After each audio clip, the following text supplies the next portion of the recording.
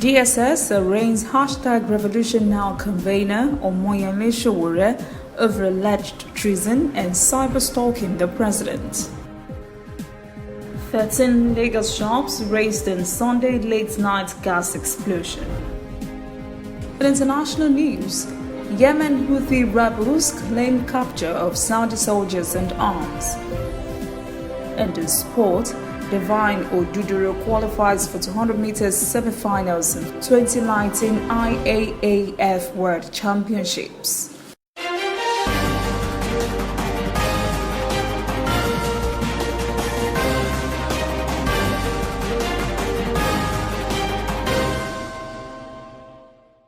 This is ANN News. I am Olajumoke Olatunji, convener of Revolution Now protest and presidential candidate of the AAC, Omoyele Sowore, appeared in court earlier this morning, arraigned by the Department of State Services on charges bordering on treasonable felony, cyber-stalking the president, and other sundry offences instituted against him by the federal government. The DSS arrested Sowore for calling for a revolution through a protest in August. Justice Ijoma Ojukwu of the Federal High Court in Abuja has ordered Sowore to be remanded in the custody of the Department of State Services pending his bail hearing on Friday. She ordered also that Sowore's co-defendant, Olawale Bakare, should remain in the DSS custody. Sowore and Bakare have pleaded not guilty to the charges. 30 shops were razed by fire in Lagos on Sunday night. 2 adult males suffered minor injuries and have been taken to a hospital for medical treatment. Lagos State Emergency Management Authority LASEMA reveals the fire started in a shop that had several fully filled gas cylinders that heated up to a very high degree. The Non-Academic Staff Union of Educational and Associated Institutions members working in Nigeria offices of West African Examination Council (WAEC) are threatening to withdraw their services from mid-October. NASU General Secretary Peter Adeyemi said in a statement yesterday, this has become necessary because of WAEC's non-compliance with the union's review of scheme of service and non-response to the union's previous letters. NASU has several demands, including more establishment for its members and the breakup of payment allowances to members serving in council's meetings. Adeyemi described the WAEC management's attitude to these demands as nonchalant. He said this could jeopardize WAEC Nigeria's global campaign for decent work policy and workers' welfare. A federal high court in Lagos will, on October the 9th, hear an application to compel the government to release information on assets it's recovered from the former chairman of the Pension Reform Task Force, Abdulrasheed Maina. Justice Oluremi Oguntoyinbo fixed the date while delivering ruling in an ex parte application for an order of mandamus filed by a non-governmental organization. The registered trustees of the Center for Law and Civil Culture, the Economic and Financial Crimes Commission, EFCC, says on its website that Maina is wanted for alleged complicity in the overall 2 billion naira pensions biometric scam in the office of the head of the Civil Service of the Federation. The suit has the Attorney General of the Federation, Abubakar Malami, and the EFCC as respondents. The Cross River State government is cleaning up its payroll to ensure that only properly engaged workers are in the system. The exercise started with a recent audit of civil servants in the state, which insiders say might result in the disengagement of hundreds of workers who were said not to be properly employed into the state civil service. Sources said those affected were engaged between 2015 and this year. Some of them are teachers. Chief Press Secretary to Governor Ben Ayade Christian Ita has denied the state government is intentionally disengaging workers. Nigerian Labour Congress State Chairman Benedict Ukwepe also said the information on disengagement does not present the true state of affairs. Sources in the banking industry have revealed that a huge chunk of the $7 billion reserves which the Central Bank of Nigeria gave to 14 banks is yet to be repaid 13 years after it was collected. The money was given to the banks when Charles Soludo was governor of the bank. Reports say CBN apportioned $7 billion out of the nation's external reserves in 2006 rather, to 14 global asset managers and their 14 Nigerian banks' local partners to manage. The amounts given to the asset managers represented 18% of the total external reserves.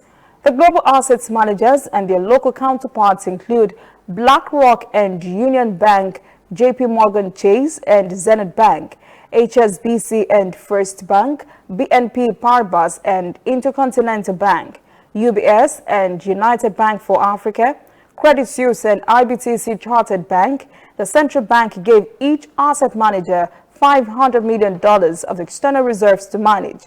It was gathered that some of the banks took the funds and invested massively in capital markets instruments through margin loans in a bid to boost profitability. Coming up, African stories. Car plunks into Indian Ocean in Kenya. And later, international news. Houthi rebels claim to have captured 2,000 Saudi troops in Yemen's war.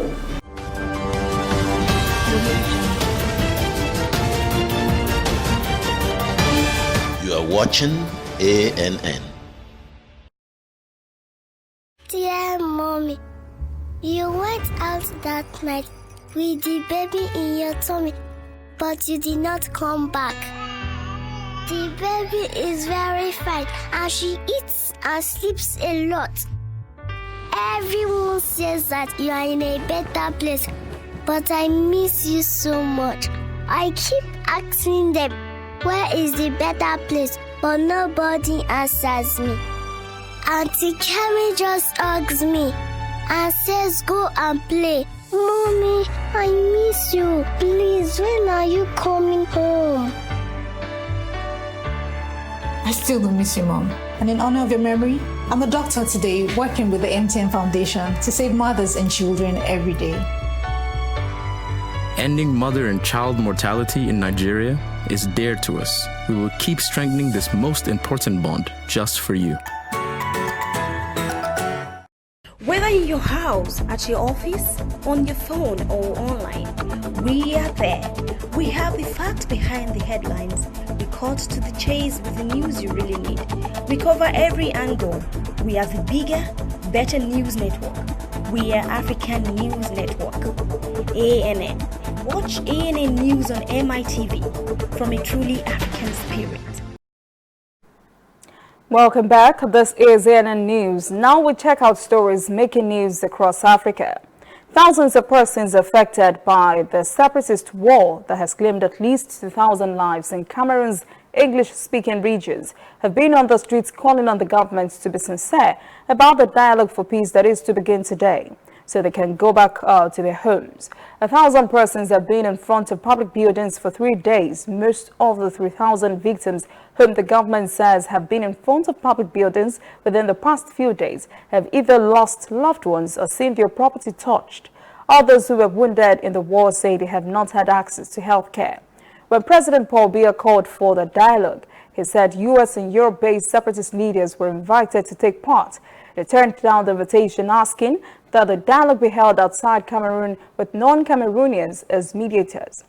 The UN Office for the Coordination of Humanitarian Affairs reports the separatist war has forced more than 500,000 persons to flee their homes since the conflict erupted in late 2017. The driver of the ill-fated car that reversed and plunged into the Indian Ocean in the Koni Crossing in Kenya's coastal city of Mombasa on Sunday has been identified as 35-year-old Mariam Kigenga. She is believed to have drowned together with her daughter, 4-year-old Amanda Mutio. According to the Koni police, the car was the last to board a ferry from the mainland ramp and reversed when the ferry was midstream and plunged into the ocean. The victim's family camped at the shores on Monday morning as they awaited recovery efforts to start. Sources say the vehicle had been spotted 60 meters deep into the channel, and the task to retrieve it has now been left to Kenyan Navy divers who have the appropriate equipment for the task. Quite unfortunate. Ethiopia has been prolific in the production of apps to serve various sectors in the country. The latest addition is the job apps that helps unemployed Ethiopians look for work. Reporter Koleta Wanjoye tells us more. This vacancy notice board in Addis Ababa is always busy. I come here every day, many days, but today a little paperless. Today is very little. Before this time, I see more and more paperless. Other people hire newspapers for less than $1 to read through the vacancy pages. Most people come to here to watch job vacancy because in online internet, the internet connection is very weak. This is the first reason. The second reason is some organizations have not website, so they post their job vacancy here. But this caters mainly for people seeking jobs that require certain levels of education. Mamil Masresha wants to help people looking for less formal employment. She has developed the Sira app. Ideally, a job seeker needs a smartphone to use it. It's the employer, they need to provide their company details, very simple. They can just feed in, and then they must categorize their company, the industry type, and then they must have their location set. And then the job seekers, they need to tell, or they need to describe where they want to work and what title they want to work on. Those that can't afford a smartphone can access the application through computers in internet cafes. In just a year, the app has 3,000 employers and 10,000 job seekers registered. The team also helps people present themselves in the best light. Now we're adding a CV creator for advanced, and we want to make it very standard because some CVs, they don't even put the dates, they don't know how to make it the CV and everything. We're just going to launch that's a feature, and also we have a rating system that we're going to add that job seekers can be able to rate the employers, and employers can be able to rate the job seekers. The challenge for unemployment remains high for Ethiopia. At least 3 million people are out of work, and around 7 million more are expected to enter the job market soon as young people leave education. The Prime Minister of Ethiopia, Abiy Ahmed, has an ambitious plan of creating 3 million jobs over the next 12 months while cutting government red tape to encourage a new wave of entrepreneurship. It may take more cooperation with such innovation like the Sira app to be able to turn the page on high unemployment. China will celebrate its 70th National Day on Tuesday, and prior to tomorrow, the country has been celebrating in its embassies and diplomatic missions around the world, including many in Africa. One such reception took place in the Chinese embassy in Tunis, and reporter Adnan Chawochi was there. The Chinese ambassador to Tunisia welcomed his guests at the main hall of the embassy. Tunisian personalities enjoyed the celebration. We are celebrating our National Day together with our Tunisian friends. There's a warm atmosphere on this occasion. It proves the friendly relation between the Tunisian people and the people of China. Tunisian ministers and members of parliament congratulated their Chinese friends on the occasion of the 70th anniversary of the founding of the People's Republic of China and on the National Day, and hailed the rapprochement between Tunis and Beijing. I am honored to represent the Tunisian government on this important day for our Chinese friends. The 70th anniversary is an exceptional day because China is shining. I'm also proud of growing Tunisian-Chinese partnership in all domains. The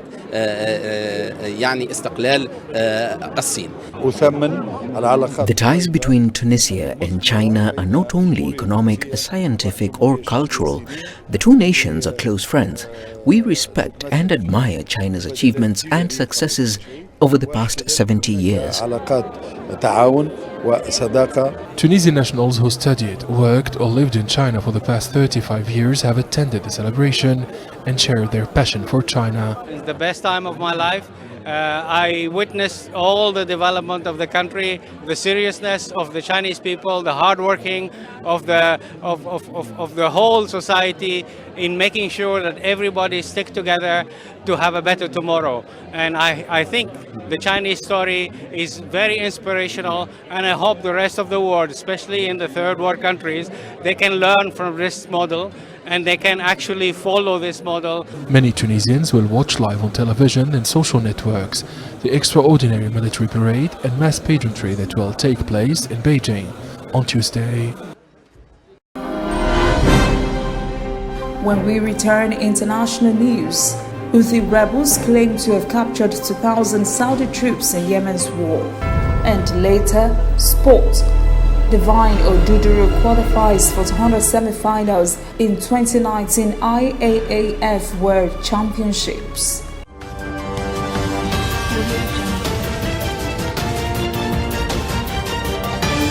You are watching ANN.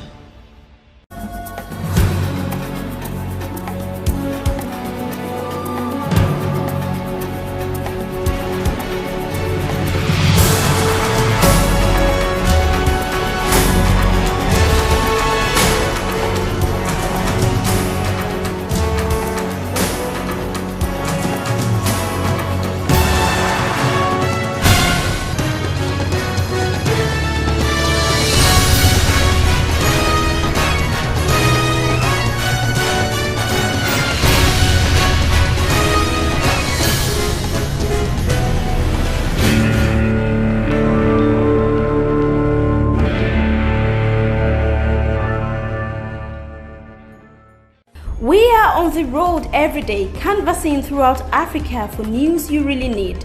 We follow the story everywhere, from every corner of Nigeria to the wide African expanse.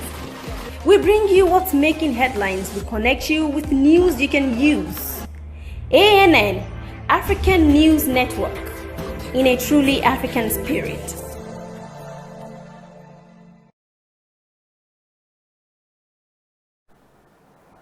Welcome back. This is ANN News. Now we'll go around the world for a few minutes. The Democratic chairman of the U.S. House Intelligence Committee says it has reached an agreement to hear from a whistleblower whose complaint has sparked an impeachment inquiry of President Donald Trump. The whistleblower alleges that Trump sought help from the new president of Ukraine in a July phone call to dig up incriminating information about former Vice President Joe Biden and his son, Hunter. Such information was to hurt Biden's prospect of winning the Democratic presidential nomination and challenging Trump in 2020. Trump has released a rough transcript of the phone call and has insisted he did nothing wrong. But the Democratic Congress says the phone call was a breach of the Constitution and has begun an impeachment inquiry. White House officials have stressed that the whistleblower did not have first-hand information to make the allegations. The House Intelligence Committee has subpoenaed Secretary of State Mike Pompeo for documents relating to that July phone call.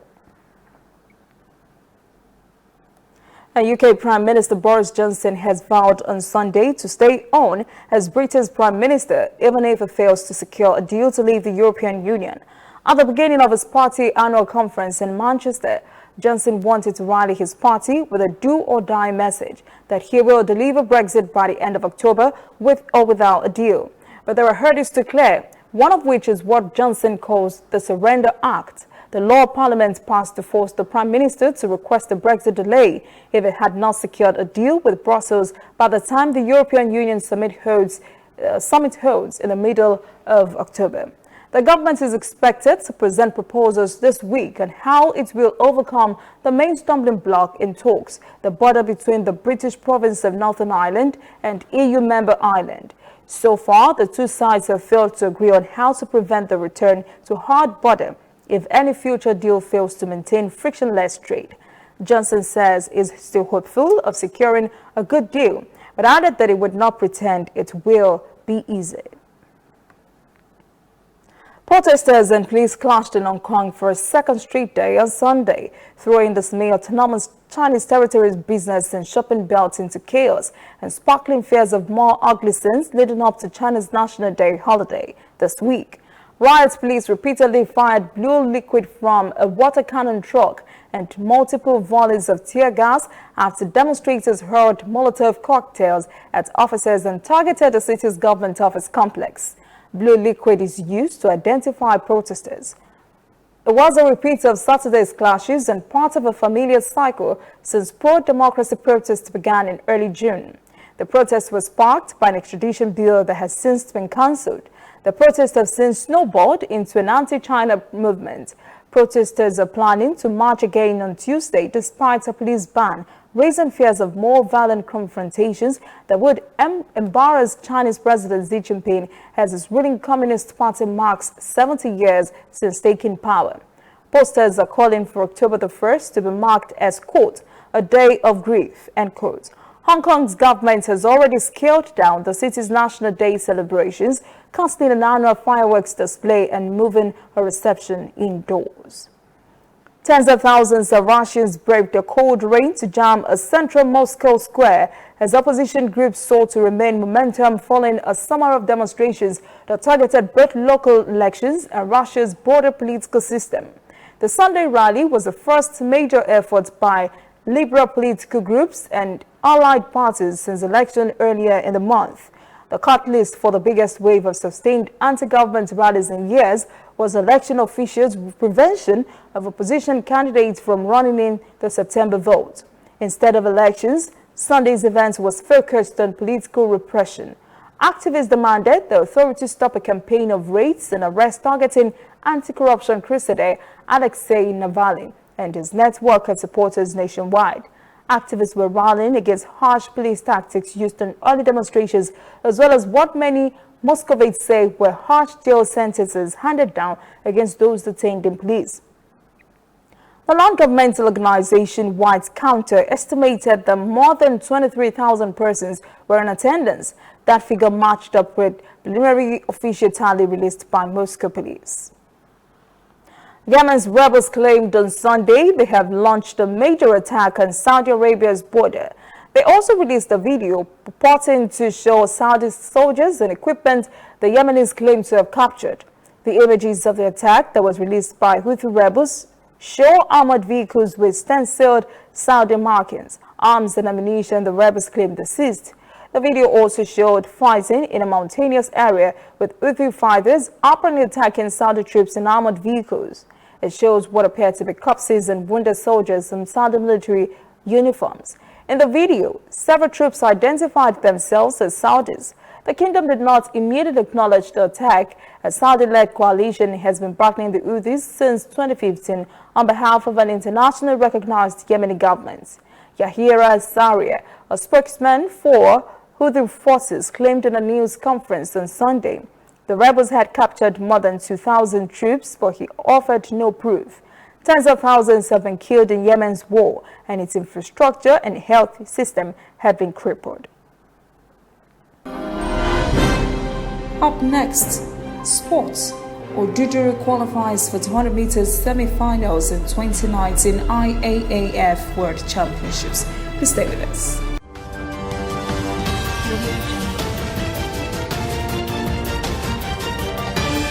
You are watching ANN.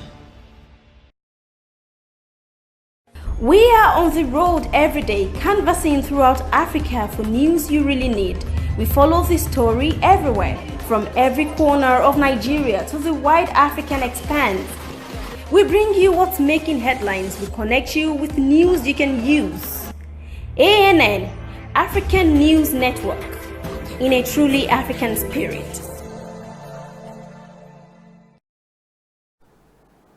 Welcome back. This is ANN News and Sport.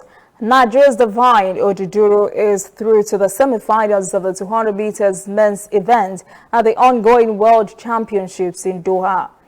Oduduru's participation in the event was uncertain after finishing in 4th place in his 200 meters heats to qualify for the semi-finals.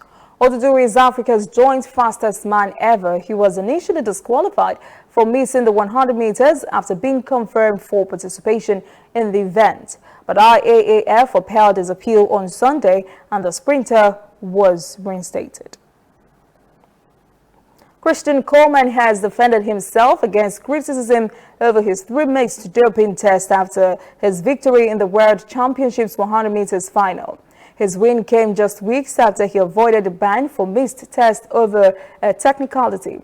Winning gold in Doha seems like an impossible dream in August when U.S. anti-doping agency charged Coleman with missing 3 drug tests in 12 months.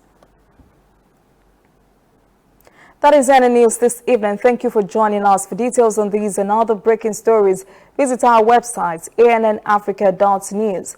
Conversation continues on our social media platforms, Twitter, Instagram, and Facebook at ANN Africa TV. I am Olajumoke Olatunji. Have a pleasant evening.